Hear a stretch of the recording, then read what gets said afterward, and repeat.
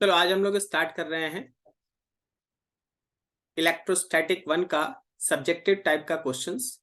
इसमें हम किसी स्पेसिफिक बुक का नाम लेना नहीं चाहेंगे, लेकिन आपको ऑलरेडी सब समझ में आ रहा होगा कि आपको उसी बुक के हिसाब से है ना क्वेश्चंस दिया जा रहा है। ऑलमोस्ट इसमें 50% क्वेश्चंस हम लोग डिस्कस करेंगे, 50 to 60% क्वेश्चंस उस चैप्टर का हम लोग डिस्कस कर लेंगे। और अगर आपको इसके अलावा भी कभी अगर कोई डाउट होता है तो आप है ना बैचेस के अंदर या फिर जो भी आप चाहें जिस तरीके से भी आप हमसे अपना डाउट पूछ सकते हैं। लेकिन अगर आप इन क्वेश्चंस को भली भांति सही तरीके से सब्जेक्टिव के मैटर के हिसाब से अगर आप इसको सॉल्व कर लेंगे तो आपको आई होप सो कहीं कोई इशू नहीं होगा, क्योंकि 50 to 60% क्वेश्चंस आपको यहाँ बता दिया जाएगा। तो जो रिमेनिंग 40% बनता है उसको आपको खुद से भी बनाना चाहिए ताकि आपका सेल्फ कॉन्फिडेंस उस पर डेवलप हो। ठीक है, आपको इन सारे क्वेश्चंस के अंदर सब्जेक्टिव की तरह आपको न्यूमेरिकल सॉल्व करना है, और जब आप सब्जेक्टिव की तरफ जाएंगे तो एक प्रोसेस आपको डेवलप करना है, एक कंसेप्ट आपको डेवलप करना है, और उसी के ऊपर न्यूमेरिकल्स को फर्दर है ना कैरी आउट करना है। ठीक है, तो न्यूमेरिकल्स को आंसर के तौर पे मत देखिएगा कि आंसर कितना आ गया, आप उसके मेथड, उसके प्रोसेस, उसमें जो कॉन्सेप्ट पे डिस्कशन हो रहा है उस पे आप ध्यान दें। ठीक है, तो चलो स्टार्ट करते हैं। First question unit and dimension से है आपके पास, और क्वेश्चन में लिखा हुआ है find the dimensional formula of epsilon naught. आपको epsilon naught permittivity of free space का डायमेंशनल फॉर्मूला निकालना है। अब देखिए, हम लोग ऐसा पढ़ चुके हैं कि जो इलेक्ट्रोस्टैटिक फोर्स दो चार्ज पार्टिकल के बीच काम करता है वह है 1/4 pi epsilon not Q1 Q2, और नीचे होता है हम लोगों के डिस्टेंस का स्क्वायर। सही है ना, Q1 Q2 बाई डिस्टेंस का स्क्वायर। तो अगर हम यहां से F इज इक्वल्स टू लिख रहे हैं 1/4 pi epsilon not Q1 Q2 by r square, और आपको चाहिए एप्सिलॉन नॉट, तो आप एप्सिलॉन नॉट को लेफ्ट हैंड साइड में अगर भेजेंगे तो यहां आ जाएगा 1/4 पाई, छोड़ दो इसको, ये कांस्टेंट है, डायमेंशन में इसका कोई रोल नहीं होता। और फिर हमारे पास आता है Q1 Q2, नीचे फोर्स रह गया और आर का स्क्वायर। तो अगर आप एप्सिलॉन नॉट के डायमेंशन पे ध्यान देंगे तो उसमें इस 1/4 पाई का कोई रोल नहीं होगा, ये कांस्टेंट है। तो dimension of epsilon not is actually equals to dimension of charge divided by dimension of force and dimension of distance between charges का स्क्वायर। चार्ज का dimensional formula ampere into time, दूसरे charge का dimensional formula ampere into time, नीचे force का dimensional formula mlt-2, नीचे force का dimensional formula mlt-2, और r square का डायमेंशनल फॉर्मूला एल स्क्वायर। इसी को सिंप्लीफाई करना है तो आपको मिलेगा m पे पावर -1, सही है ना, एल स्क्वायर और एल मिलके हो गया एल क्यूब, लेकिन ऊपर गया तो एल पे पावर -3। देखो टी स्क्वायर ऊपर है और नीचे में टी पे पावर -2 है, ये सब मिलके हो गया टी पे पावर 4, और फिर हो गया एम्पियर का square. This is dimensional formula of epsilon not. Epsilon not बोलो तो permittivity of free space, permittivity of free space या परमिटिविटी किसी भी मीडियम का रहे, परमिटिविटी आपके फ्री स्पेस का रहे या परमिटिविटी किसी भी मीडियम का रहे, उसका डायमेंशनल फॉर्मूला होगा m-1 एल पे पावर -3 टी पे पावर 4 और एम्पियर का स्क्वायर। चलो ये था तुम्हारा फर्स्ट क्वेश्चन। आ जाओ सेकंड क्वेश्चन पे। सेकंड क्वेश्चन लिखा है a charge of 1 coulomb is placed at the top of your college building and another equal charge at the top of your house.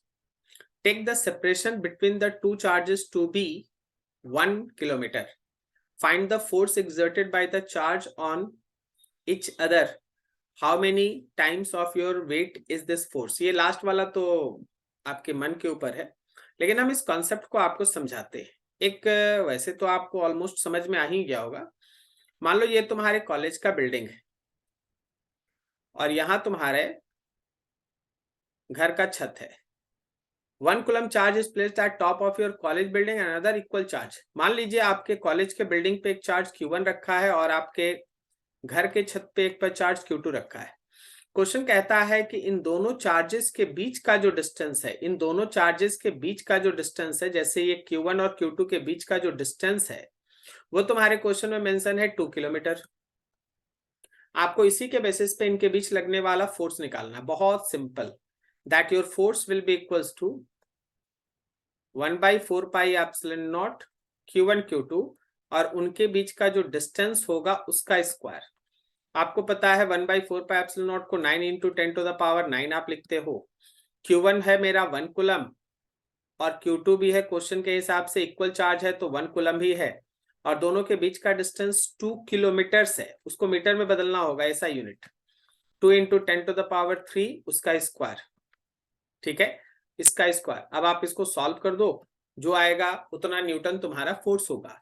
तो आपके पास रफली ये आ रहा है 9 इंटू 10⁻9 डिवाइडेड बाई 4 इंटू 10⁻6। तो 9 में 4 से डिवाइड कर दिए, ये हो गया 2 पॉइंट कितना हो गया,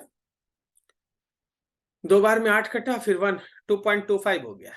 2.25 इंटू 10⁻9 में 6, ये 3 बच गया। इतना न्यूटन फोर्स उन दोनों 1 कूलम चार्ज के बीच लग रहा है। ये तुम्हारे कॉलेज का बिल्डिंग है और ये तुम्हारे घर का छत है। ठीक है, उनके बीच के डिस्टेंस से मतलब है, हमको उनके पोजीशन से मतलब नहीं है, हमको उनके बीच का जो डिस्टेंस है उससे मतलब है। ठीक है, और उसी को लेके आपके सामने। हाँ, अब क्वेश्चन का दूसरा हिस्सा देखो, बोला है how many times of your weight is this force. तो ये हमारा इलेक्ट्रोस्टैटिक फोर्स दोनों चार्जेस के बीच आ गया। अगर हम तुमसे बोलेंगे कि तुम अपना वेट बताओ, तो वेट बताने का सीधा मतलब है mg।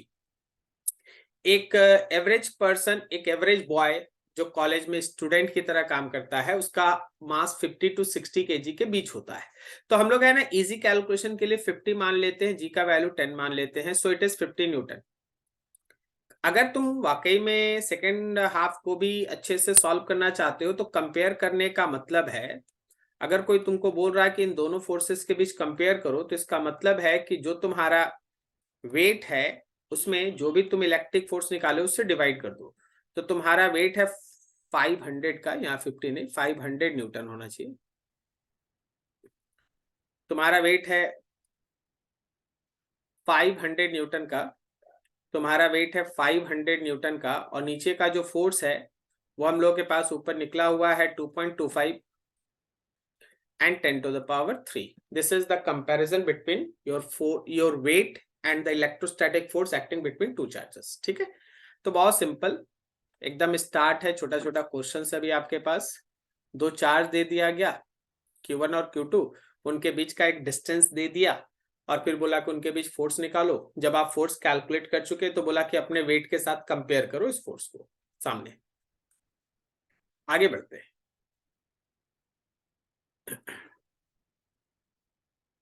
बढ़िया से दिमाग शांत करके एक एक क्वेश्चन पे ध्यान लगाते रहिए और चलते रहिए बस। नेक्स्ट क्वेश्चन है, two equal charges are placed at a separation of 1 metre, what should be the magnitude of the charge so that the force between them equals the weight of 50 kg person। आपको दो charge लेना है, दो equal charge. मान लो यहाँ पे हम लोग Q1 लिए, वो Q है, और फिर यहाँ हम लोग एक Q2 लिए, उसका भी मैग्नीट्यूड Q है। अभी इन दोनों चार्जेस के बीच का सेपरेशन 1 मीटर दिया हुआ है। चार्ज Q1 से Q2 के बीच का डिस्टेंस जो है, जिसको आप R कहते हो, वो 1 मीटर लिया हुआ है। अच्छा, क्या हम इनके बीच के इलेक्ट्रोस्टैटिक फोर्स को 1/4 pi epsilon not Q1 Q2 by R² लिख सकते हैं?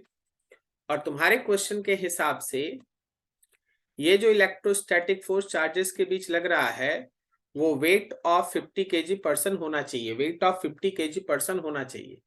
सो it should be equals to 1/4 pi epsilon not, दोनों Q मल्टीप्लाई हो गया तो Q² हो गया, नीचे R², और वेट ऑफ पर्सन का मतलब mg है। सही है ना, पर्सन का वेट मतलब mg है। तो यहीं पे देख लो, कैलकुलेशन को यहीं पे खत्म करते हैं। तो क्या हम लेफ्ट हैंड साइड में Q² को अगर छोड़ दें तो mg लेंगे, उसको R² से मल्टीप्लाई करेंगे, और नीचे मेरा 1/4 पाई एप्सिलॉन नॉट आएगा। ये 1/4 पाई एप्सिलॉन नॉट को डिस्टर्ब मत कीजिए, नहीं तो आप है ना वैल्यू नहीं लिख पाइएगा ठीक से, ठीक है। तो जब भी रखिए ना तो 1/4 पाई एप्सिलॉन नॉट को एक साथ रखिए, ताकि इसकी जगह पे आप 9 × 10⁻9 लिख सके।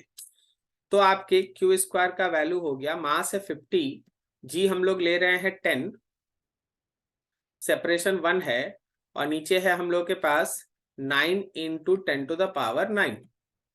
अब अगर आपको क्यू निकालना है तो जो भी यहाँ पे कैलकुलेशन के बाद डाटा आ रहा है जस्ट उसका स्क्वायर रूट निकाल दो, वही तुम्हारा आंसर आएगा, और इतना कुलम तुम्हारा आंसर आएगा, ठीक है। तो ये हम लोगों के पास अगर रफली हम लोग देखें यहाँ पर, तो ये कितना है, 500 ऊपर में है और नीचे 9 × 10⁻9 है। आप कैलकुलेशन कर लीजिएगा, आप ये कैलकुलेशन कर लीजिएगा, जो भी आएगा उसका स्क्वायर रूट कर देना है, उतना ही कुलम चार्ज दोनों बॉडीज, दोनों इक्वल चार्जेस के ऊपर प्लेस्ड है, ठीक है। तो सिंपल इलेक्ट्रोस्टैटिक का क्वेश्चन, बहुत बेसिक बेसिक, दो चार्ज के बीच लगने वाले फोर्स पे बेस्ड। आगे आइए, question number 4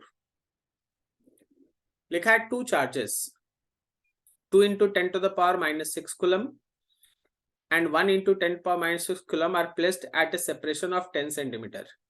Where should a third charge be placed such that it experience no net force due to these charges? सबसे पहला तो इंपॉर्टेंट बात यह है कि आपको इसका फिगर एक बढ़िया से पता होना चाहिए। देखिए Q1 को हम लिख रहे हैं 2 माइक्रोकुलम, और यहाँ पे एक Q2 है वो है 1 माइक्रोकुलम, ठीक है। माइक्रो मतलब 10⁻⁻6, माइक्रो मतलब 10⁻⁻6, ठीक है। अभी देखो माइक्रोकुलम में ही मेनली आपको चार्जेस का है ना ऑर्डर मिलता है माइक्रोकुलम में, क्योंकि 1 कुलम चार्ज बहुत बड़ा होता है। जनरली जो बॉडीज हम लोग जिस पे चार्ज एक्वायर कराते हैं ना वो माइक्रोकुलम के ही ऑर्डर में होगा, ठीक है। 1 माइक्रोकुलम 2, मतलब इस तरह जो भी होगा माइक्रोकुलम के ऑर्डर में जनरल चार्जेस एग्जिस्ट करता है। अब इन दोनों चार्जेस के बीच आपके पास, ठीक है, ये सेपरेशन दिया गया है and that separation is overall 10 centimetre. चलो इसको आर ले लेते हैं, ठीक है। बोला गया कि बीच में एक चार्ज, वैसे तो बोला नहीं गया है कि बीच में कहां रखना है ये सब, लेकिन आप ऐसे समझिए कि बीच में ही रखने से किसी चार्ज के ऊपर का नेट फोर्स आप 0 कर सकते हैं। सर क्यों सर, अगर हम लेफ्ट में कर देंगे या राइट में कर देंगे तो फिर क्या प्रॉब्लम है। मान लो जैसे आप गलती से किसी एक थर्ड चार्ज को, Q3 नाम का चार्ज को राइट में रख दिए। अभी एक चीज देखने वाली बात यह है ना कि दोनों दिया गया चार्ज पॉजिटिव है, दोनों दिया गया चार्ज अगर एक साइन का होता है तो नेट फोर्स 0 हमेशा बीच में ही आता है, ठीक है। वैसे अगर कोई मान लो शुरुआत कर रहा है, न्यूमेरिकल बनाना जस्ट स्टार्ट किया है, तो उसको कैसे पता रहेगा, तो वो एक गलती करेगा। वो गलती क्या कर सकता है कि बीच में रखने के बजाय या तो राइट में रख दे या लेफ्ट में रख दे, दो में से एक गलती करेगा, ठीक है। अगर वो राइट में रखता है या लेफ्ट में भी रखेगा तो एक ही बात होगा। तो देखो 2 उसको राइट हैंड साइड की तरफ रिपेल करेगा, this is force acting on 3 due to 2, और 1 भी उसको राइट हैंड साइड की तरफ ही रिपेल करेगा, this is force acting on 3 due to 1।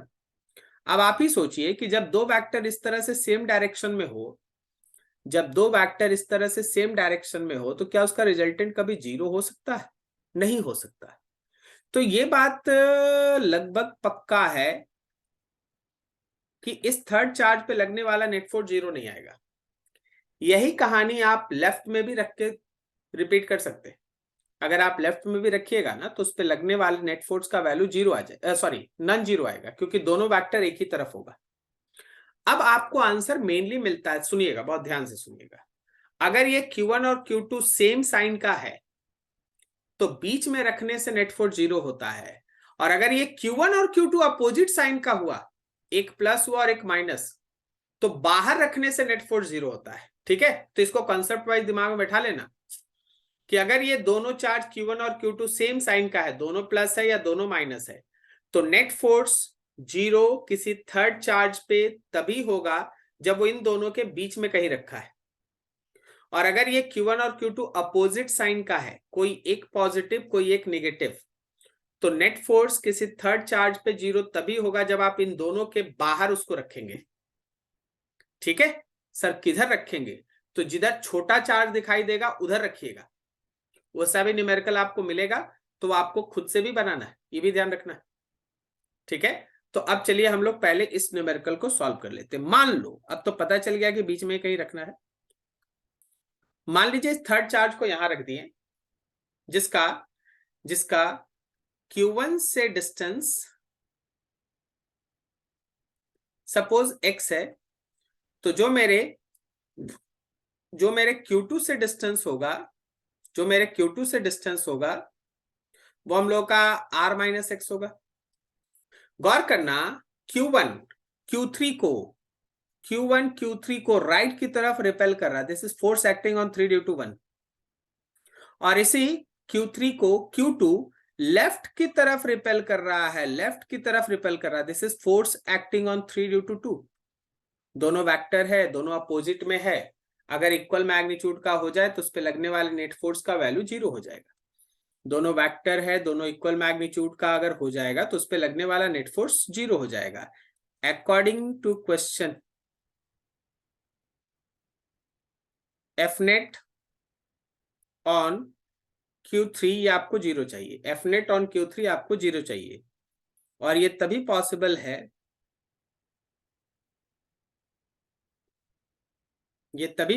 है जब फोर्स एक्टिंग, थोड़ा हम इसको वेक्टरली लिखते हैं, इससे आपका कंसेप्ट बनेगा और अच्छा।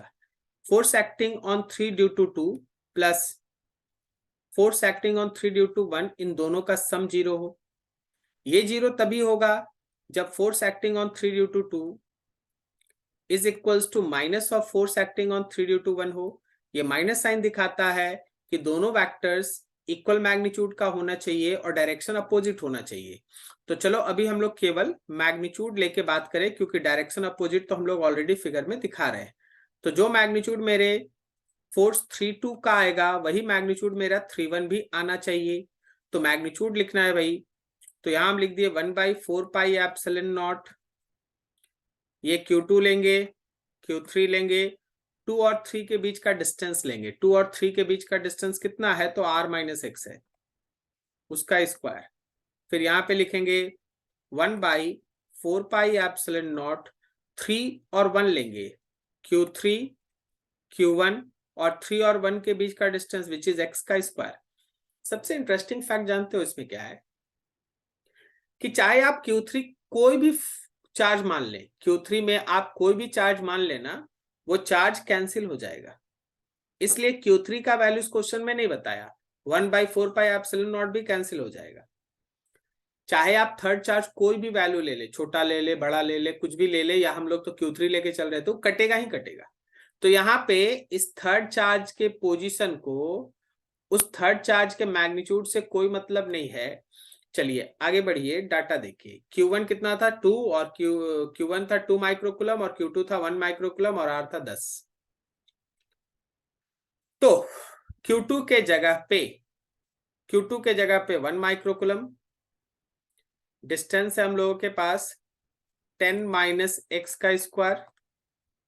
Q1 के जगह पे 2 माइक्रोकुलम और डिस्टेंस है अपना x का स्क्वायर, दोनों तरफ माइक्रोकुलम कैंसिल। तो आ गया हम लोग का 1/10 माइनस एक्स का square is equals to 2/x square. आप लेफ्ट हैंड साइड में लिख सकते हैं x square by 10 minus x का स्क्वायर इज इक्वल्स टू 2। अब यहीं से चलो दोनों तरफ रूट ले लो, यहीं पे देखो ना, यहां से यहां तक कैलकुलेशन में दोनों तरफ रूट ले लो, तो x/10 minus x is equals to √2। आप लिख सकते हैं x is equals to √2 into 10 minus √2x।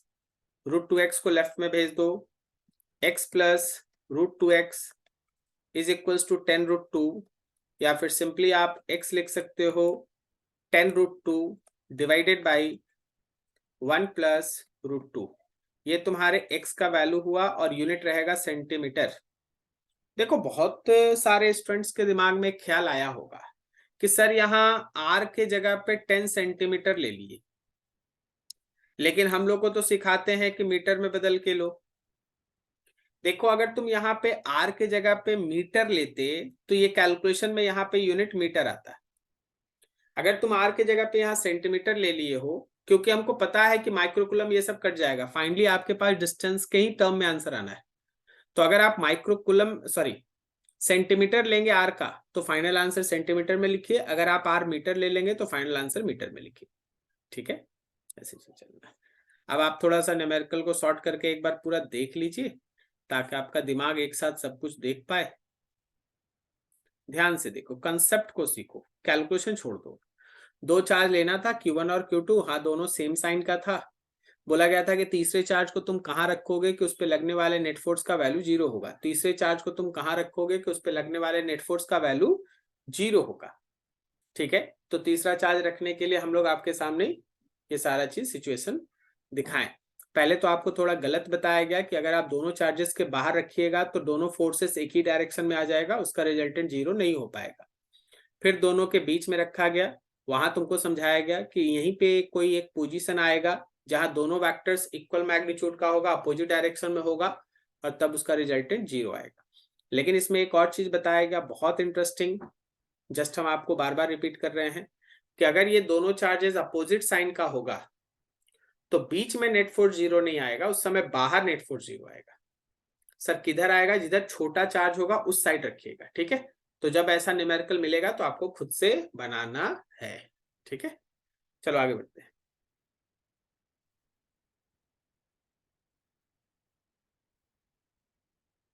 Question number 5 लिखा है, two charge particles are placed at a distance 1 centimeter apart. What is the minimum possible magnitude of electric force acting on each charge? मान लीजिए ये एक particle है और ये एक पार्टिकल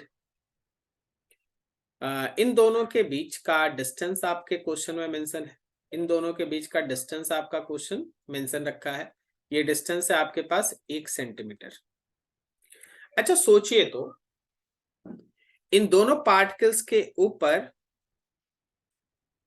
जो भी चार्ज होगा, सबसे छोटा चार्ज कितना हो सकता है? सबसे कम से कम से कम चार्ज, उससे छोटा चार्ज नहीं। सबसे छोटा चार्ज कितना होगा? सबसे छोटा चार्ज या तो एक इलेक्ट्रॉन गेन करने से माइनस ही होगा, या एक इलेक्ट्रॉन लॉस करने से प्लस ही होगा। उससे छोटा चार्ज आप नहीं क्रिएट कर सकते, है ना। सबसे छोटा चार्ज या तो एक इलेक्ट्रॉन गेन करने से माइनस ई होगा, या एक इलेक्ट्रॉन लॉस करने से प्लस ही होगा। बोलो है कि नहीं? ठीक है, तो भाई चार्ज का वैल्यू सबसे कम ले लीजिए ना, फोर्स अपने आप मिनिमम हो जाएगा। क्योंकि फोर्स में दो ही चीज तो है, चार्ज बाय डिस्टेंस। डिस्टेंस बोल दिया 1 सेंटीमीटर लेने, तो चार्ज अगर आप मिनिमम लीजिएगा तो फोर्स अपने आप में ही है ना मिनिमम आ जाएगा। ठीक है, तो आप चार्जेस को इलेक्ट्रॉनिक चार्ज के बराबर लें, सबसे छोटा चार्ज। ठीक है, आप प्लस ले माइनस ले, उससे हमको कोई ज्यादा मतलब नहीं, लेकिन मैग्नीट्यूड दोनों केस में सेम आएगा। अगर आप दोनों प्लस रखिएगा तो रिपल्सन में फोर्स आएगा, एक को प्लस एक को माइनस रखिएगा तो अट्रैक्शन में फोर्स आएगा, लेकिन वैल्यू मैग्नीट्यूड सेम ही होगा। तो आप अगर इस फोर्स का इक्वेशन लिखें तो वो इक्वेशन, जनरल इक्वेशन आपका होता है 1/4 epsilon not Q1 Q2 by r square. और अगर आप इसी फोर्स का सबसे मिनिमम वैल्यू निकालने का कोशिश कर रहे हैं यहां, तो 1/4 एप्सिलॉन नॉट Q1 और Q2 मिनिमम होगा, ई होगा, दोनों इलेक्ट्रॉनिक चार्ज के बराबर होगा, और नीचे होगा आर का स्क्वायर। चलिए कैलकुलेशन कर दीजिए, हो गया आंसर। तो आपके पास हो गया 9 × 10⁻⁹। एक इलेक्ट्रॉन चार्ज 1.6 × 10⁻⁻19, दूसरा इलेक्ट्रॉनिक चार्ज 1.6 × 10⁻⁻19, और दोनों के बीच के डिस्टेंस का स्क्वायर, दोनों के बीच का डिस्टेंस का स्क्वायर 1 सेंटीमीटर दिया हुआ था, तो 10⁻⁻2 मीटर का स्क्वायर। सॉल्व कर दीजिएगा, खुद से सॉल्व कीजिएगा, आंसर आएगा न्यूटन में। ठीक है, तो दो पार्टिकल्स जिसके बारे में चार्ज नहीं बताया गया है, उनके बीच लगने वाला मिनिमम फोर्स इतना आएगा। क्योंकि आप सबसे कम चार्ज जो किसी बॉडी पे लेते हैं वो 1 इलेक्ट्रॉन के बराबर या तो प्लस या माइनस लेके चलते हैं। ठीक है, चलिए ये था आपका क्वेश्चन का कंसेप्ट भी आपके सामने है। आगे बढ़िए।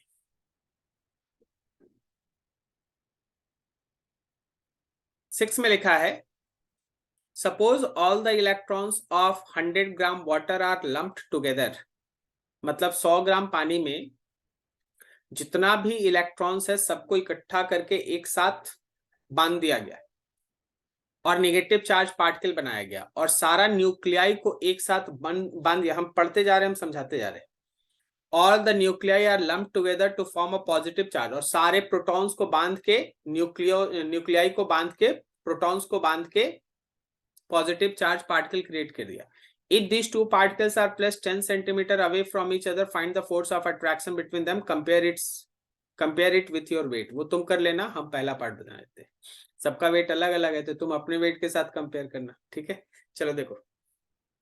अच्छा, सबसे पहले तो ये सोचिए ना कि एक वाटर मॉलिक्यूल में होता क्या है। फॉर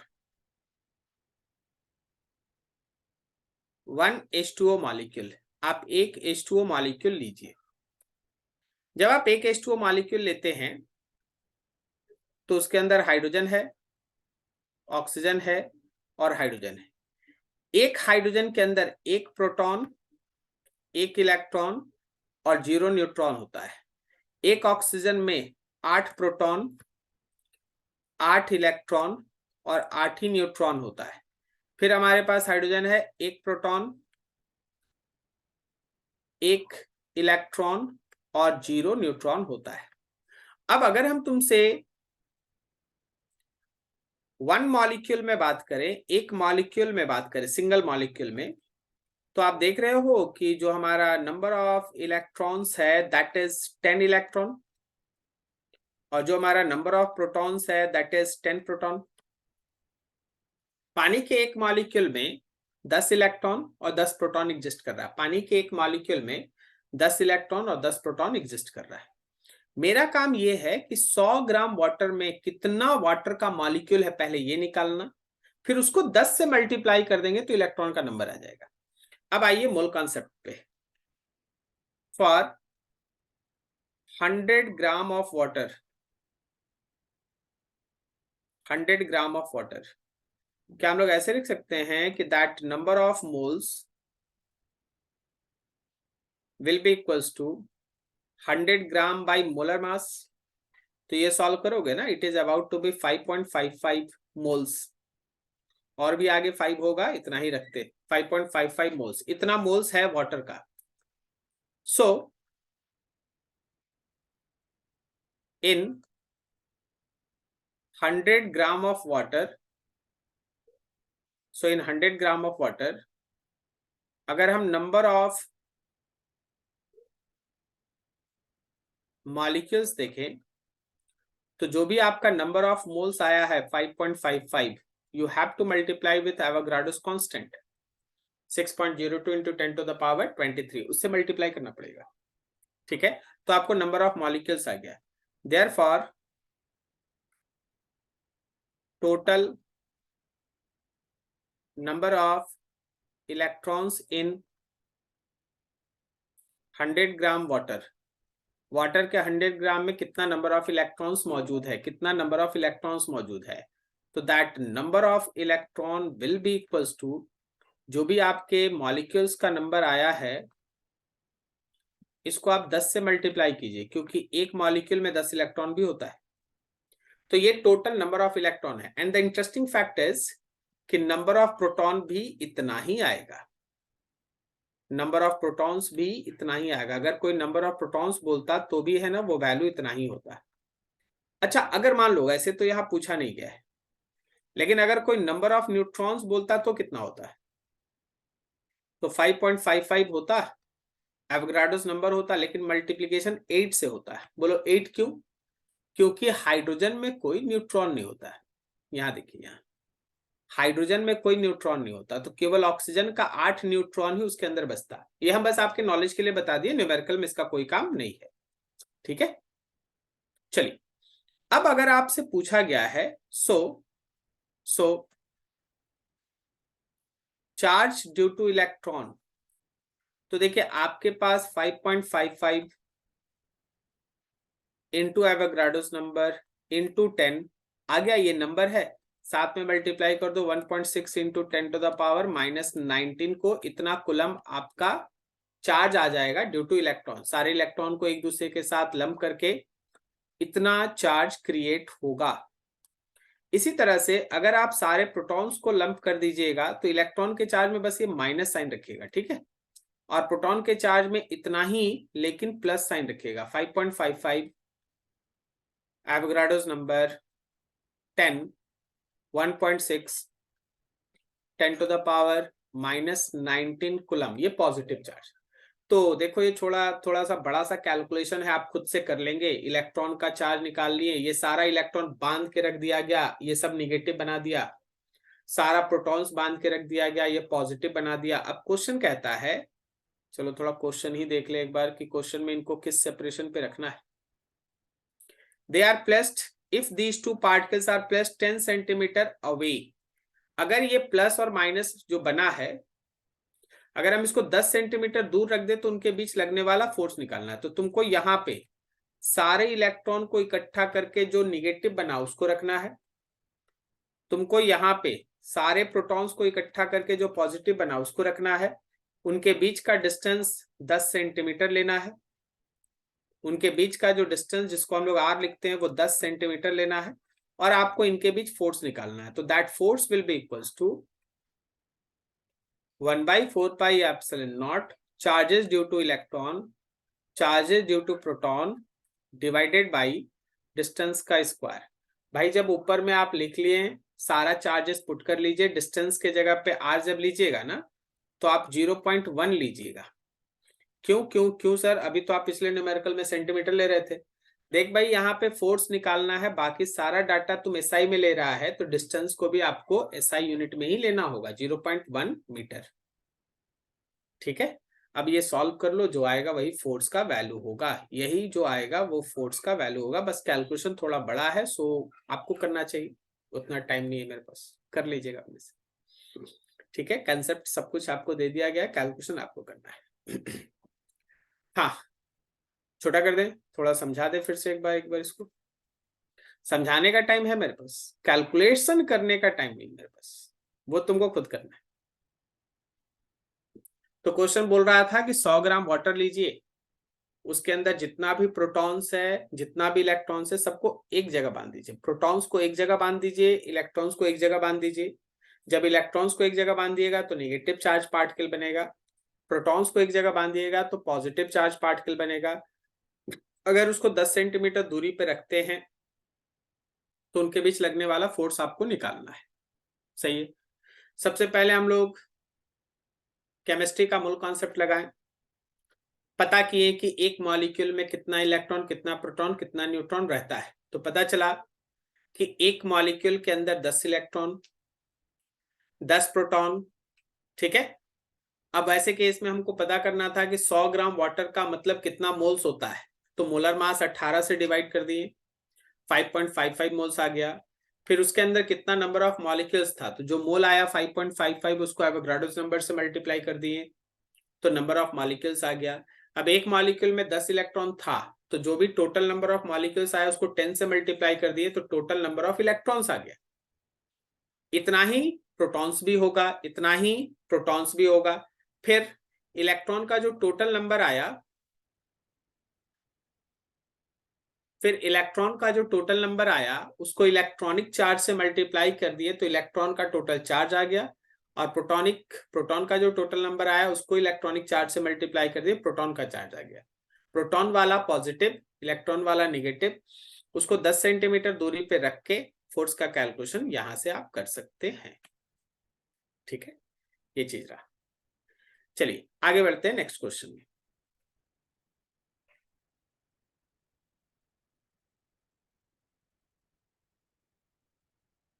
क्वेश्चन नंबर 7 लिखा है, two insulating small spheres are rubbed against each other. दो स्मॉल स्फीयर्स है उसको एक दूसरे के अगेंस्ट में रब करते हैं, charging by friction, and placed 1 centimetre apart, और फिर से दोनों को 1 सेंटीमीटर दूरी पे रख दिया गया। तो देखिए जब आप चार्जिंग बाय फ्रिक्शन करते हैं ना, जब आप दो बॉडीज को इस तरह से रब करके चार्ज करते हैं, तो चार्जिंग बाय फ्रिक्शन का कंसेप्ट है कि एक बॉडी इलेक्ट्रॉन का लॉस करता है और दूसरा बॉडी इलेक्ट्रॉन को गेन करता है। एक बॉडी इलेक्ट्रॉन का लॉस करता है और दूसरा बॉडी इलेक्ट्रॉन को गेन करता है। इलेक्ट्रॉन का जो नंबर एक बॉडी लॉस करेगा, दूसरा उतना ही एग्जैक्टली उतना ही इलेक्ट्रॉन गेन करेगा। इसलिए चार्जिंग बाय फ्रिक्शन में, इसलिए चार्जिंग बाय फ्रिक्शन, मान लीजिए जैसे हमारे पास ये दो इंसुलेटिंग स्फीयर्स है, ठीक है। एक को हम क्षण भर के लिए ए लिख देते, दूसरे को बी कर देते और दोनों को रब्ट किए, ठीक है, दोनों को एक दूसरे के अगेंस्ट में रब किए। तो ए से मान लो इलेक्ट्रॉन निकला और बी में इंटर किया, तो अगर n नंबर ऑफ इलेक्ट्रॉन का ट्रांसफर हुआ होगा तो जो मेरा ए चार्ज एक्वायर किया होगा वो होगा प्लस NE, और जो मेरा बी चार्ज एक्वायर किया होगा वो होगा माइनस NE। दोनों जगह इलेक्ट्रॉन के ट्रांसफर से जो चार्ज अपीयर हो रहा है उसका मैग्नीट्यूड दोनों जगह सेम होगा, बस साइन अलग अलग होगा। अब आप क्या करें ना, दोनों को 1 सेंटीमीटर दूरी पे रखे फोर्स पता करना, how many electrons were transferred, आपको इलेक्ट्रॉन का नंबर पता करना है। अब अगर इनके बीच का दूरी 1 सेंटीमीटर क्वेश्चन दिया है तो आप इस फोर्स को लिख सकते हैं 1/4 pi epsilon not Q1 Q2 और नीचे उनके बीच के डिस्टेंस का स्क्वायर। आपके पास फोर्स का वैल्यू है 0.1 न्यूटन। 1/4 पाई एप्सिलॉन नॉट को आप लिख सकते हैं 9 इंटू 10⁹9। अब यहां पे थोड़ा कंसेप्ट समझिएगा।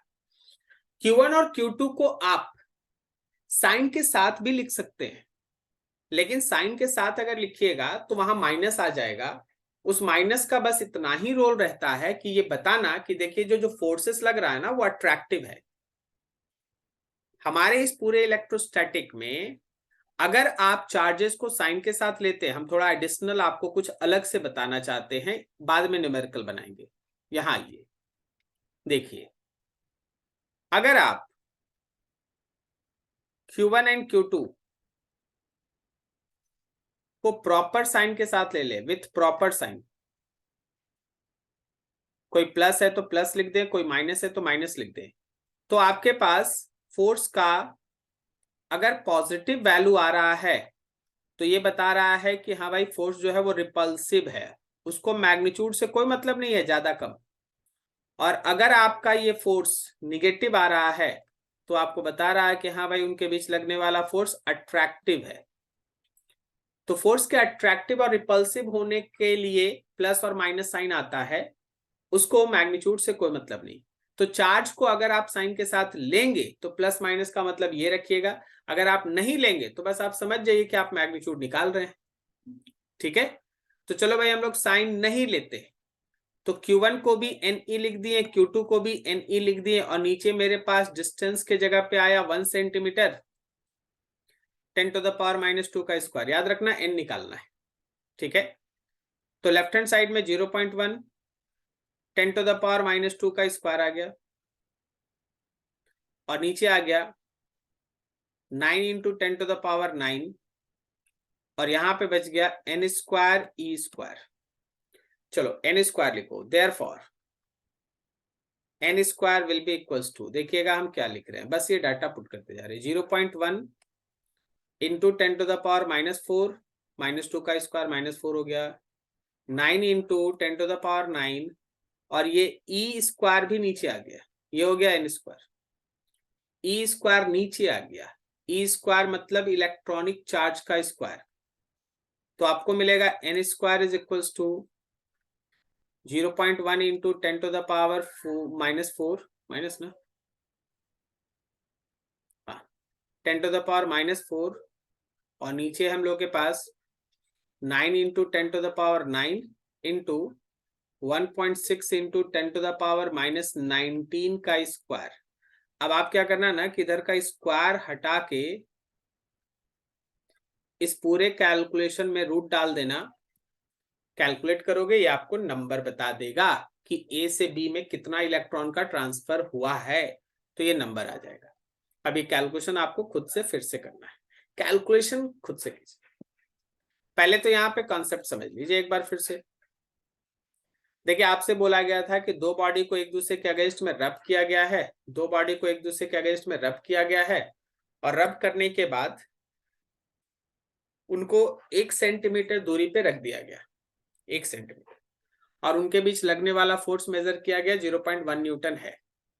तो रबिंग के कारण एक बॉडी से कितना इलेक्ट्रॉन निकल के दूसरे बॉडी में इंटर कर रहा है, एक बॉडी से कितना इलेक्ट्रॉन निकल के दूसरे बॉडी में इंटर कर रहा है, तुमको ये नंबर बताना था। तो ये है चार्जिंग बाय फ्रिक्शन का कॉन्सेप्ट। चार्जिंग बाय फ्रिक्शन का कॉन्सेप्ट, हम लोग n नंबर ऑफ इलेक्ट्रॉन को ट्रांसफर किए तो A हो गया प्लस Ne चार्ज और B हो गया माइनस Ne चार्ज। जब हम लोग n नंबर ऑफ इलेक्ट्रॉन को ट्रांसफर कर रहे हैं तो जो फोर्स का वैल्यू होगा वो है 1/4πε0 Q1 Q2/r²। सारा डाटा पुट किए, n का कैलकुलेशन किए। इसमें एक चीज और आपको हम सिखाएं कि अगर कभी चार्जेस को आप साइन के साथ लेते हैं और वहां मेरा फोर्स पॉजिटिव आता है तो वो ये बताता है कि रिपल्सिव फोर्स है, और अगर फोर्स निगेटिव आता है तो वो बताता है कि दोनों चार्जेस के बीच लगने वाला फोर्स अट्रैक्टिव है। इससे ज्यादा यहाँ फोर्स में प्लस माइनस का कोई रोल नहीं है, बस प्लस रिपल्सन माइनस अट्रैक्शन को दिखाता है। ठीक है, बढ़िया।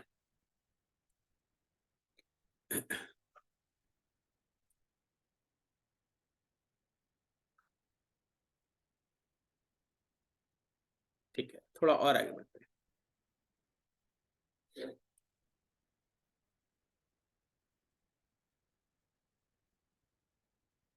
क्वेश्चन नंबर 8 लिखा है, suppose an attractive nuclear force acts between two protons which may be written as. देखिए न्यूक्लियस के अंदर, यहाँ जो कहानी चल रहा है वो न्यूक्लियस के अंदर है, क्योंकि वहां लिखा है अट्रैक्टिव न्यूक्लियर फोर्स। सुनने में लगता है कि ठीक है अट्रैक्टिव न्यूक्लियर फोर्स, लेकिन देख नहीं रहो लिखा है क्या, बिटवीन टू प्रोटॉन्स। अरे भाई दोनों प्रोटॉन तो सेम चार्ज होगा, प्लस प्लस होगा, तब तो वहां रिपल्सन होना चाहिए था ना। तो यहाँ अट्रैक्शन लिख दिया और तुम इतना जल्दी मान भी गया। ठीक है, तो यहाँ पे जो फोर्स है वो न्यूक्लियस के अंदर का फोर्स है। ठीक है, न्यूक्लियस के अंदर का फोर्स बताया गया है। जब भी हम लोग न्यूक्लियस के अंदर न्यूक्लियॉन्स को लेते हैं तो उनके बीच एक इलेक्ट्रोस्टैटिक के अलावा एक और फोर्स काम करता है जिसको आप कहते हैं न्यूक्लियर फोर्स। न्यूक्लियर फोर्स हमेशा ध्यान रखिएगा अट्रैक्टिव ही होता है, दो प्रोटॉन्स के बीच भी अट्रैक्टिव होता है। इवन वो चार्ज पर डिपेंड भी नहीं करता, वो चार्ज के ऊपर डिपेंड भी नहीं करता। वो न्यूट्रॉन्स न्यूट्रॉन के बीच भी अट्रैक्टिव होता है, वो प्रोटॉन और न्यूट्रॉन्स के बीच भी अट्रैक्टिव होता है। और ऐसा मत सोचो कि हम ऐसे ही कुछ बोल रहे हैं। 12 में ही आप एक चैप्टर पढ़ेंगे न्यूक्लियाई मॉडर्न फिजिक्स में, वहां आप इस सब के बारे में डिटेल में पढ़िएगा। चलिए अभी इस न्यूमेरिकल से अपना काम करते हैं। तो क्वेश्चन में आपको बोल दिया गया कि जो उनके बीच लगने वाला न्यूक्लियर फोर्स है वो इस इक्वेशन से रिप्रेजेंटेड है। Write down the dimensional formula and appropriate SI unit of C and K. चलिए पहले तो यहाँ यूनिट एंड डायमेंशन का खेल स्टार्ट हो गया। जो न्यूक्लियर फोर्स प्रोटॉन प्रोटॉन के बीच लग रहा है उसका इक्वेशन है सी, एक्सपोनेंट पे पावर है माइनस के इंटू आर, और नीचे है आर का स्क्वायर। आपको सी का और के का डायमेंशनल फॉर्मूला बताना है। देखिए हम लोग ऐसा पढ़ रखे हैं कि जो भी एक्सपोनेंशियल फंक्शन होता है ना वो होता है डायमेंशनलेस, वो होता है डायमेंशनलेस। अच्छा, अगर हमारा एक्सपोनेंशियल फंक्शन डायमेंशनलेस होता है तो उसका जो पावर है के इंटू आर वो भी होता है डायमेंशनलेस। और डायमेंशनलेस का मतलब दो तरीके से आप लिख सकते हो, या तो आप लिख सकते हो am naught L not T not, या सिंपल भाषा में आप 1 लिख सकते हो। ठीक है, डायमेंशनलेस के लिए। तो यहां से अगर आप के का डायमेंशनल फॉर्मूला निकालेंगे तो लेफ्ट हैंड साइड में के रह गया, राइट हैंड साइड में 1 के नीचे आर आ गया। आर मतलब सेपरेशन था तो एल आएगा, that is L minus 1। Separation मतलब लेंथ। तो आपके के का डायमेंशनल फॉर्मूला आ गया L पे पावर -1। अब C का डायमेंशनल फॉर्मूला निकालना है। C का डायमेंशनल फॉर्मूला निकालना है। देखो, लेफ्ट हैंड साइड में न्यूक्लियर फोर्स है, राइट हैंड साइड में C है, एक्सपोनेंशियल फंक्शन है और नीचे R का स्क्वायर है। याद रखिएगा ये एक्सपोनेंशियल फंक्शन तो डायमेंशन लेस होता है, 1 होगा।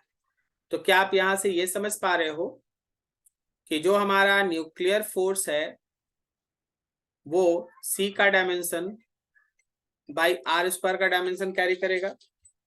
एक मिनट, एक मिनट।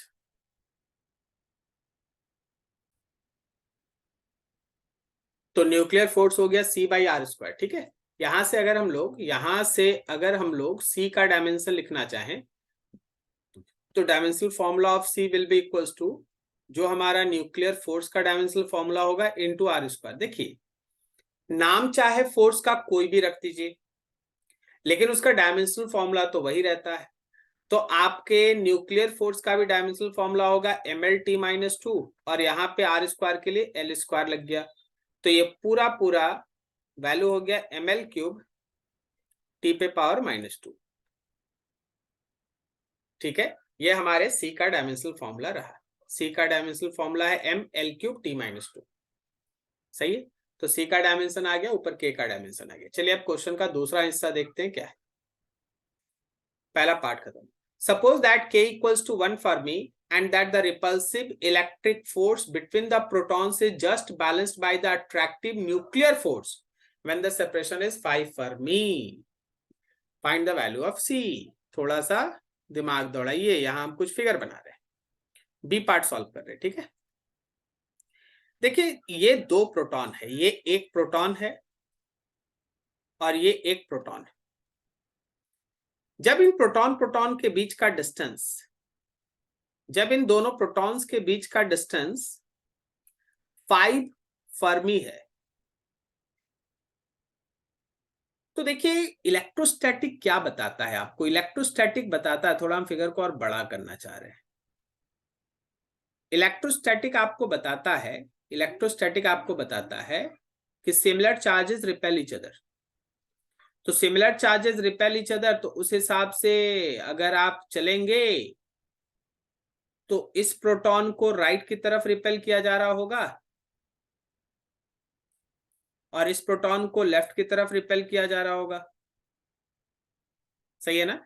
ये इलेक्ट्रोस्टैटिक का फोर्स है, ये इलेक्ट्रोस्टैटिक का फोर्स है, रिपल्सन वाला। लेकिन जो न्यूक्लियर फोर्स क्वेश्चन में मेंशन है वो क्या बोल रहा है कि सिमिलर चार्जेस को अट्रैक्ट कर रहे हैं, न्यूक्लियर अट्रैक्टिव न्यूक्लियर फोर्स। तो वो न्यूक्लियर फोर्स कुछ इस तरीके से काम कर रहा है कि वो दोनों प्रोटॉन को खींच रहा है, अट्रैक्ट कर रहा है। This is nuclear force.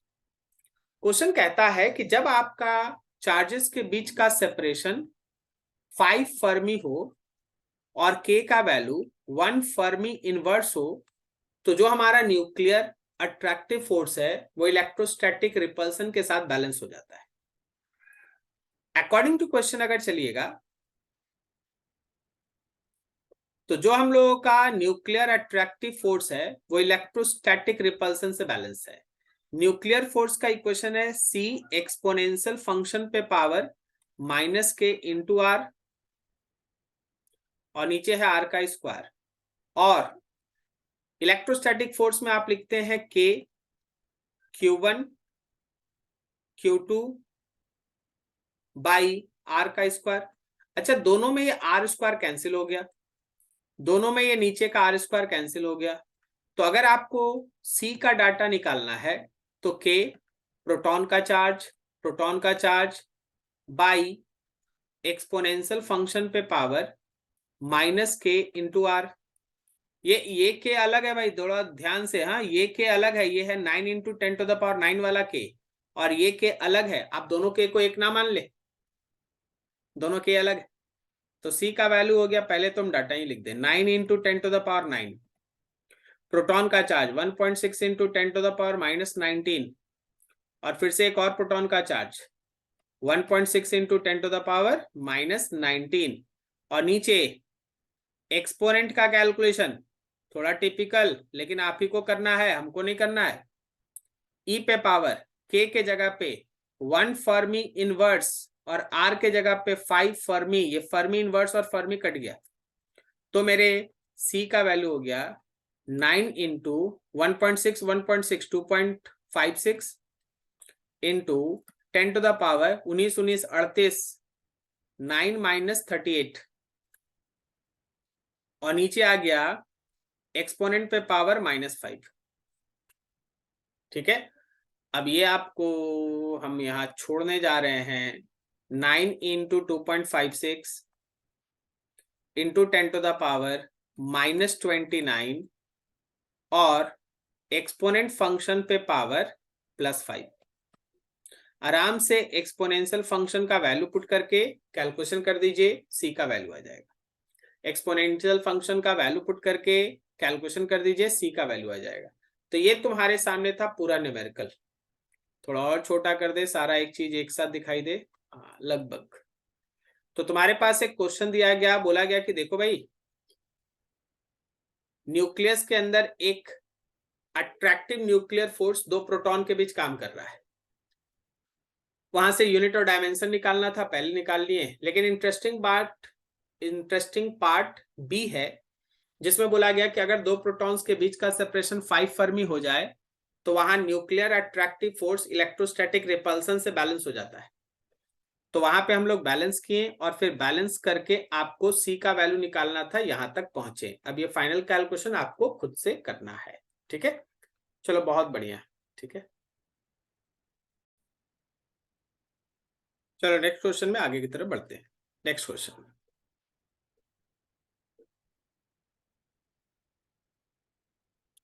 Question number 9। Question number 9 में लिखा हुआ है, लिखा है 3 equal charges 2 into 10⁻⁻6 coulomb each are held fixed at 3 corners of an equilateral triangle of side 5 centimeter. Calculate the coulomb force experienced by one of the charge due to rest 2 charges. तो आपको सबसे पहले इसका एक proper figure देखना पड़ेगा, तब फिर आप कैलकुलेशन अपना स्टार्ट करेंगे। आपके पास कोई इस तरह का मान लीजिए इक्विलैटरल ट्रायंगल है। ठीक है, ये इक्विलैटरल ट्रायंगल है, इसके तीनों वर्टेक्स के ऊपर आप क्यू चार्ज रख दे।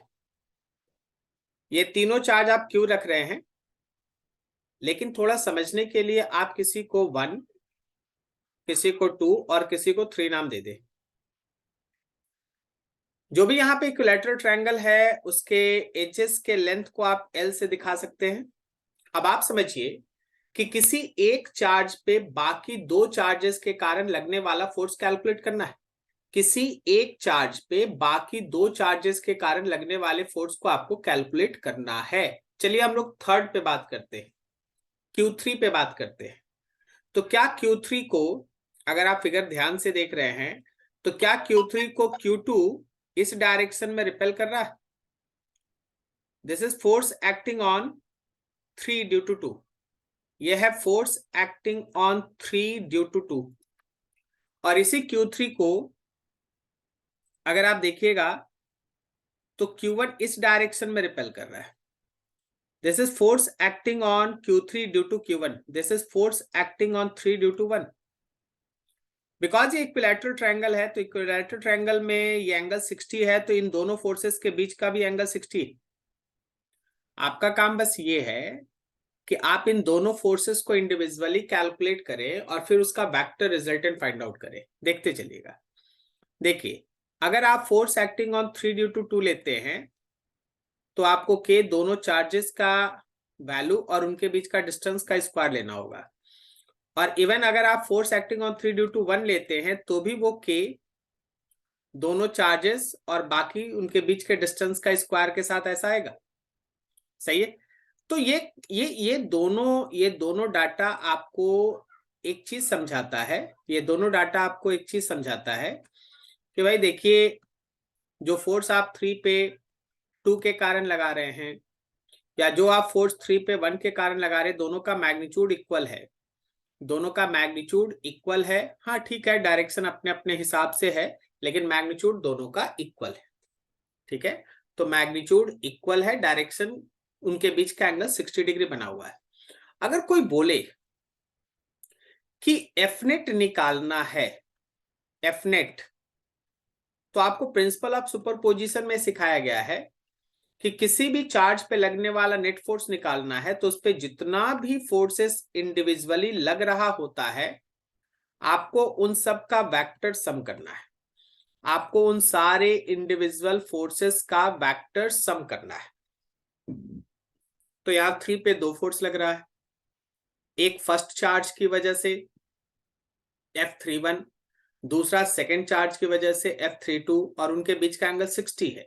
तो अगर हमसे कोई नेट फोर्स का यहाँ पे मैग्नीट्यूड पूछ ले, तो हम 60 डिग्री के कंसेप्ट के हिसाब से force acting on 3 due to 1 का square, force acting on 3 due to 2 का स्क्वायर प्लस 2, आपको याद होगा parallelogram law, force acting on 3 due to 1, force acting on 3 due to 2 and cos 60 degree. चलिए, ये डाटा आपको यूज करना है और आपको पैरेललोग्राम लॉ लगा के अपना आंसर निकालना है। लेकिन आप में से जो विद्यार्थी पैरेललोग्राम लॉ को अच्छे से याद रखा होगा, for two equal magnitude of forces, क्योंकि मेरे पास जो फोर्सेस है उसका मैग्नीट्यूड आपस में इक्वल है, तो आप सीधा कंसेप्ट यहां पे लिख सकते हैं क्या, इक्वल मैग्नीट्यूड का फोर्स अगर 60 डिग्री एंगल पे लगता है तो resultant √3 times of magnitude of any one force होता है। ठीक है, तो ये सीधा आ जाएगा √3 times of KQ square by L square, KQ square by L square. ये हम लोगों का नेट फोर्स हो जाएगा, ये हम लोगों का नेट फोर्स हो जाएगा थर्ड के ऊपर, क्योंकि इस पे दो जो फोर्सेस लग रहा है दोनों का मैग्नीट्यूड आपस में इक्वल है, दोनों का मैग्नीट्यूड आपस में इक्वल है, और उन वेक्टर्स के बीच का एंगल 60 डिग्री बन रहा है। तो वेक्टर में हम लोग सीखे हैं कि अगर दो वेक्टर इक्वल मैग्नीट्यूड का हो और उनके बीच का एंगल 60 डिग्री हो तो रिजल्टेंट √3 टाइम्स होता है। अब अगर कोई इसमें ये देखना चाहता है कि आखिर वो रिजल्टेंट किधर लग रहा है, तो भाई यहां पे बना लो एक पैरेललोग्राम,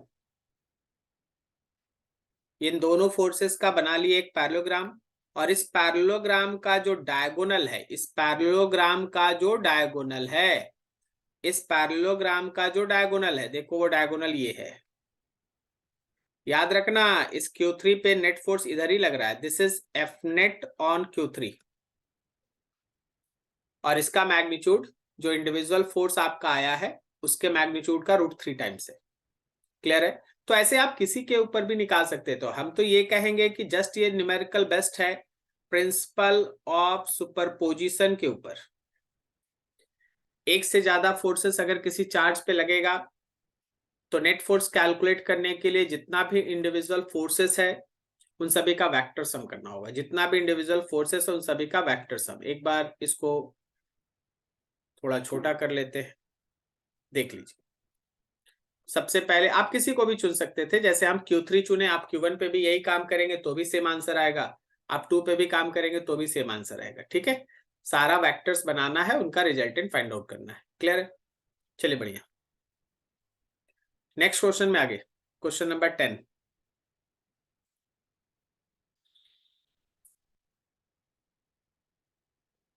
लिखा hydrogen atom contain 1 proton and 1 electron, it may be assumed that electron revolves in a circle of radius 0.53 angstrom, 1 angstrom का वैल्यू 10⁻⁻10 मीटर दिया है, and is abbreviated A0 with the proton at the center, the hydrogen atom is said to be in the ground state in this case। मतलब अगर उसका electron first orbit में है then hydrogen atom is said to be in ground state. ये सब आपको information दिया जा रहा है। Find the magnitude of electric force between the proton and the electron of hydrogen atom in its ground state. ये क्वेश्चन तो बहुत सिंपल हो गया, ये क्वेश्चन तो बहुत सिंपल हो गया। ठीक है, वैसे हम इसमें बहुत सारा चीज एडिशनल बताते हैं क्योंकि ये क्वेश्चन बहुत ज्यादा सिंपल हो गया है। चलिए कुछ आपको हम सिखा रहे हैं। सबसे पहले तो आप एक सर्कुलर ऑर्बिट इमेजिन करें। देखिए ये खाली न्यूमेरिकल बनाना है, वो 2 लाइन का काम है, ठीक है। इसके सेंटर पे न्यूक्लियस है, और अगर हाइड्रोजन का न्यूक्लियस है तो ये प्रोटॉन का चार्ज, प्रोटॉन है ये। याद रखिएगा इसी सर्कुलर ऑर्बिट में इलेक्ट्रॉन इस न्यूक्लियस के चारों तरफ चक्कर काटता रहता है। अगर ये फर्स्ट ऑर्बिट है तो इसको आप ग्राउंड स्टेट कहते हैं। और अगर आपसे बोला गया कि देखिए भाई फर्स्ट ऑर्बिट का एक रेडियस क्वेश्चन में मेंशन है, फर्स्ट ऑर्बिट का रेडियस क्वेश्चन में मेंशन है, और ये रेडियस कितना है 0.53 एंगस्ट्रम। तुमसे बोला गया क्वेश्चन के अनुसार आपको वो इलेक्ट्रोस्टैटिक फोर्स निकालना है जो प्रोटॉन और इलेक्ट्रॉन के बीच लग रहा है जब इलेक्ट्रॉन ग्राउंड स्टेट में है। तो फोर्स हो गया के charge of proton, charge of electron, और उनके बीच का डिस्टेंस जो फर्स्ट ऑर्बिट का रेडियस है उसका स्क्वायर। तो आप यहां लिख दिए 9 × 10⁻⁹। प्रोटॉन का चार्ज 1.6 × 10⁻−19। इलेक्ट्रॉन का भी चार्ज आप लिखेंगे, इलेक्ट्रॉन का भी चार्ज 1.6 × 10⁻−19। फिर से वही बात कि हम नेगेटिव चार्ज नहीं ले रहे हैं, साइन चार्ज का नहीं ले रहे हैं, क्योंकि यहाँ फोर्स अट्रैक्टिव ही होगा।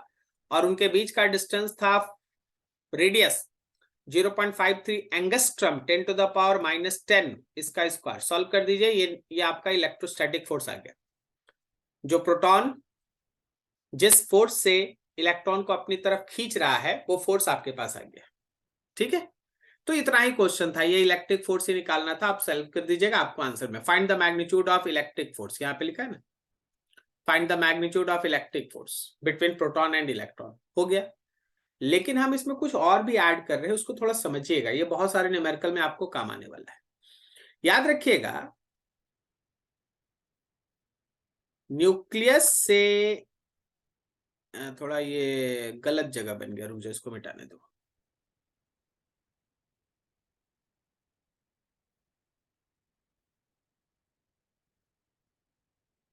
हमको न्यूक्लियस से एक स्ट्रेट लाइन खींचना है जो इलेक्ट्रॉन को मिला है।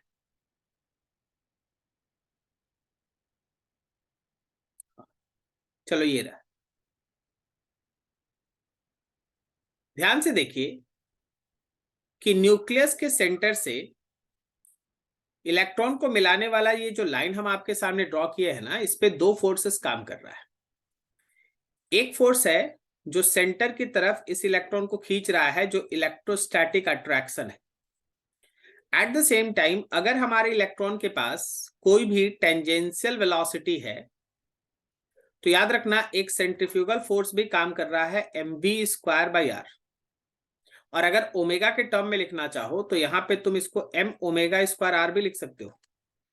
तो बहुत सारा न्यूमेरिकल इस कंसेप्ट पे बनता है कि for motion of electron, for motion of electron आप एक चीज याद रखिएगा कि जो हमारा इलेक्ट्रोस्टैटिक अट्रैक्शन है वो सेंट्रिपिटल फोर्स की तरह काम कर रहा है। ये हम लोगों का सेंट्रिपिटल फोर्स है, और यही हमारे सेंट्रीफ्यूगल फोर्स mv²/r के बराबर, या फिर बोलो तो m⍵²r के बराबर होता है। और इसको यूज करके बहुत सारा न्यूमेरिकल बनता है। जैसे कोई तुमसे पूछ देगा कि देखो भाई इलेक्ट्रॉन किसी r ऑर्बिट में घूम रहा है तो उसका स्पीड बताओ। कोई तुमसे पूछ दिया कि इलेक्ट्रॉन किसी r ऑर्बिट में घूम रहा है तो उसका स्पीड बताओ, तो उस बार आप इलेक्ट्रोस्टैटिक सेंट्रीपिटल फोर्स को सेंट्रीफ्यूगल mv²/r से इक्वेट किए कि प्रोटॉन का चार्ज, इलेक्ट्रॉन का चार्ज, नीचे r का स्क्वायर है, यहाँ पे इक्वेट कर दिए mv²/r। आराम से यहाँ से भी निकाले। कभी कभी तुमसे बोला जाता है कि टाइम पीरियड ऑफ मोशन निकालो, ये तुमको अलग अलग बुक्स में अलग अलग जगह पे क्वेश्चन मिलते रहेगा, ठीक है। कभी बोला जाता है कि इलेक्ट्रॉन अगर न्यूक्लियस के चारों तरफ घूम रहा तो उसका टाइम पीरियड बताओ। तो तुम्हारा काम है कि इलेक्ट्रोस्टैटिक फोर्स को जो सेंट्रीपिटल था उसको m⍵²r से इक्वेट किए। आप इलेक्ट्रोस्टैटिक में के charge of electron, charge of proton, नीचे r² लिखें, यहाँ m हो गया। इस ओमेगा के जगह पे 2π/t लिख दिए, उसका स्क्वायर और साथ में r। अब यहां से सॉल्व करके आप टाइम पीरियड निकाल ली। तो ऐसा बहुत सारा क्वेश्चन इस सिचुएशन को लेके बनाया जाता है। ठीक है, आपको तो इस क्वेश्चन में बहुत कम बोला गया केवल दोनों प्रोटॉन और इलेक्ट्रॉन के बीच का इलेक्ट्रोस्टैटिक फोर्स निकाल दो, बहुत कम बोला गया। लेकिन ऐसे करके बहुत सारा क्वेश्चन इसके अंदर बनाया जाता है, तो ध्यान रखिएगा। ठीक है, और कभी भी ऐसा न्यूमेरिकल इस तरीके से काम करना है। ठीक है, दिस इज क्वेश्चन नंबर 10। आगे बढ़ते हैं।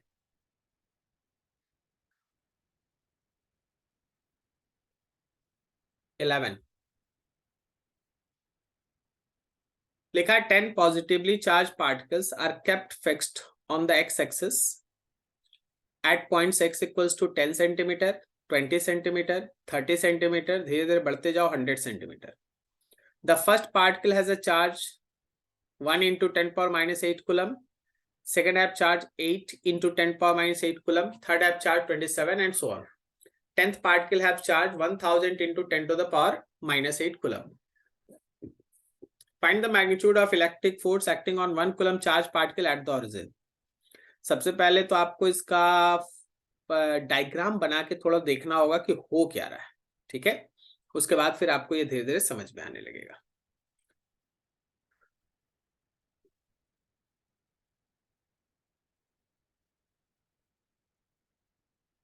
ये आपके पास x axis,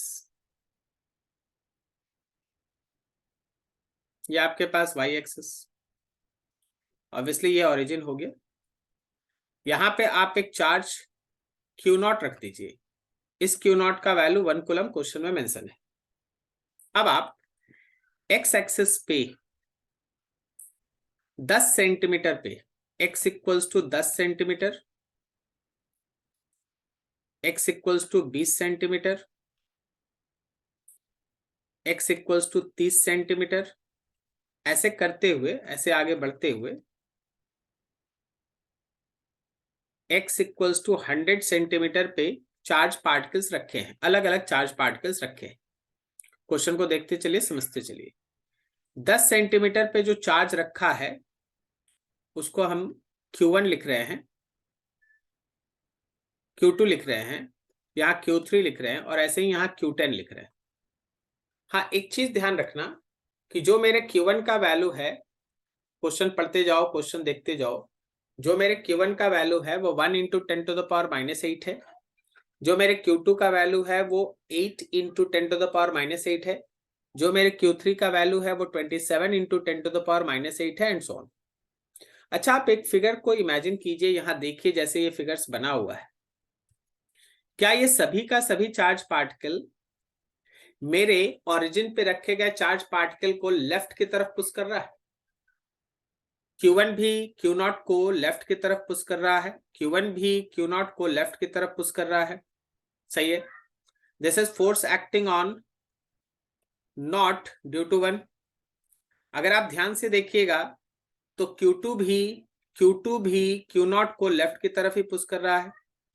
this is force acting on naught due to 2। अगर आप और ध्यान से देखिएगा तो 3 भी ऐसा ही कर रहा है, Q0 को लेफ्ट की तरफ पुश कर रहा है, 4 भी ऐसे ही पुश कर रहा है लेफ्ट की तरफ, 5 भी ऐसे ही पुश करेगा लेफ्ट की तरफ, 10th भी ऐसे ही पुश करेगा लेफ्ट की तरफ। This is force acting on naught due to 10th charge, और बीच में सारा फोर्सेस ऐसे ही लेफ्ट की तरफ आएगा। इसका मतलब ये है कि Q0 पे Q1, Q2, Q3 सभी का फोर्स लेफ्ट की तरफ आ रहा है। तो अगर आप Q0 पे नेट फोर्स निकालना चाहते हैं तो इन सारे फोर्सेस का वेक्टर सम कीजिए। लिखने के लिए तो ऐसे लिखना ज्यादा उचित होगा कि अगर आप F नेट निकालना चाहते हैं ऑन Q0 तो आपको Q0 पे फर्स्ट का फोर्स, Q0 पे सेकंड का फोर्स, Q0 पे थर्ड का फोर्स, ऐसे ही धीरे धीरे बढ़ के Q0 पे जो 10th का फोर्स लग रहा है उन सबका वेक्टर सम करना है। बट द इंटरेस्टिंग फैक्ट, थोड़ा आसान हो गया है क्वेश्चन। अगर आप इस चीज को ध्यान से देखिएगा तो आप देख पा रहे होंगे कि सारा वेक्टर्स एक ही तरफ है। जबकि सारा वेक्टर्स एक ही तरफ है तो इसका मैग्नीट्यूड निकालना बेहद आसान है। अगर आप इस एफ नेट का मैग्नीट्यूड निकालना चाहते हैं तो बस सभी के मैग्नीट्यूड को सिंपली ऐड कर दीजिए, not 1, F not 2, F not 3, ऐसे करके 10 चार्जेस के मैग्नीट्यूड के कारण जो वैल्यू आ रहा है उन सबको बस जोड़ना है। सॉरी, वेक्टर का साइन यहां नहीं देना था, ठीक है। ये मैग्नीट्यूड आपको जोड़ना है। अब मैग्नीट्यूड में सबका इंडिविजुअल फोर्सेस लिखते चलो, तुमको आंसर आते जाएगा। धीरे धीरे बढ़ते जाते हैं आंसर की तरफ। तो यहां हो गया K, q naught, q one, naught से 1 तक का डिस्टेंस 10 सेंटीमीटर का मीटर, उसका स्क्वायर। फिर K, q naught, q two, naught से लेके 2 तक का डिस्टेंस 20 सेंटीमीटर, उसका मीटर बनाए, उसका स्क्वायर। फिर से के, q naught, Q three, not से लेके 3 तक का डिस्टेंस 30 सेंटीमीटर, 30 इंटू 10⁻⁻², उसका स्क्वायर। प्लस ऐसे ही आगे बढ़ते जाओ, के, q naught, Q four, sorry Q four नहीं, 10 ले लेते, ठीक है, एक ही बार में 10 ले लेते। Q naught, Q ten, not से वहां तक का दूरी 100 सेंटीमीटर, उसका मीटर, उसका स्क्वायर। अब इसका कैलकुलेशन करना है बस सिंपल। क्या तुम सभी में के, क्यू नॉट कॉमन देख रहे हो? और नीचे में तुम क्या देख रहे हो? नीचे में तुम देख पा रहे होगे 10⁻⁻² का स्क्वायर, ये कॉमन हो रहा है। तो अब जो मेरा पहला बचा वो बचा है Q1/10 का स्क्वायर, दूसरा बचा है Q2/20 का स्क्वायर, तीसरा बचा है Q3/30 का स्क्वायर। ऐसे ही धीरे धीरे आगे बढ़ेंगे तो लास्ट बचा है Q10/100 का स्क्वायर। ठीक है, डाटा आगे बढ़ने दो, ठीक है। थोड़ा वीडियो बीच बीच में पॉज हो जा रहा है, कोई इशू नहीं है। आप लोग है ना, स्टेटमेंट सुनते रहे, उस पर काम करते रहे, ठीक है, समझते रहे। थोड़ा और आगे बढ़ो। यहाँ पे के, क्यू नॉट और नीचे 10⁻⁻4 रहने दो। अब देखो Q1 कितना था, तो Q1 था 1 इंटू 10⁻⁻8 और नीचे ये 100 हो जाएगा। फिर Q2 कितना था, 8 इंटू 10⁻⁻8 और नीचे ये 20 का स्क्वायर करोगे तो 400 हो जाएगा। प्लस Q3 कितना था, तो 27 इंटू 10⁻⁻8 और नीचे 30 का स्क्वायर करोगे तो 900 हो जाएगा। ऐसे ही थोड़ा आगे बढ़ते जाओगे तो यहाँ पे आएगा 1000 इंटू 10⁻⁻8 और नीचे 100 का स्क्वायर करोगे तो 10,000 हो जाएगा, ये चीज। अच्छा, क्या हम लोग इस बार भी के क्यू नॉट 10⁻⁻4 के साथ साथ ऊपर में 10⁻⁻8 कॉमन ले सकते हैं और नीचे में 100 ले सकते हैं? बिल्कुल ले सकते हैं। तो यहाँ मेरा पहला बचेगा 1/1, लेकिन मेरा दूसरा बचेगा 8/4, मेरा तीसरा बचेगा 27/9, मेरा अगला बचेगा सबसे लास्ट वाला बचेगा 1000/100, यही बचेगा। तो मेरे पास आ गया 9 इंटू 10⁻9, ये के का वैल्यू, क्यू नॉट का वैल्यू 1, नीचे 10⁻4 इंटू ऊपर में 10⁻10 हो जाएगा ना यहाँ। और जरा देखो तो ब्रैकेट के अंदर क्या बच रहा है, 1 प्लस 2 प्लस 3 प्लस ऐसे करते हुए 10 तक। तो एक सिंपल मैथमेटिक्स का कंसेप्ट इसके अंदर चल रहा है, एक सिंपल मैथमेटिकल एनालिसिस इसके अंदर चल रहा है। तो अब आपको करना क्या है, मेरे पास यहाँ जगह खत्म है, वो अब आप कर लेना। ये हो गया 9 इंटू 10⁻, हम पावर्स को सॉल्व कर रहे हैं, 9 माइनस 10 प्लस 4। और अगर आपको थोड़ा बेसिक याद है, 1 से लेके 10 तक का sum of n natural numbers का फॉर्मूला पुट कीजिएगा तो it is about to be 55। 1 से लेके 10 तक का सम करेंगे, 1 plus 2 plus 3 plus 4 plus 5 plus 6 plus 7 plus 8 plus 9 plus 10, ऐसे जोड़ेंगे तो ये 55 आएगा। मल्टीप्लाई कर दीजिए, जो आएगा उतना ही न्यूटन आंसर। ठीक है, तो एक बेहतरीन न्यूमेरिकल जो again principle of conservation, principle of superposition के ऊपर बेस्ट है, प्रिंसिपल ऑफ सुपरपोजिशन का बेस्ट है, और ये रहा तुम्हारे पास इसका एनालिसिस। सबसे पहले क्वेश्चन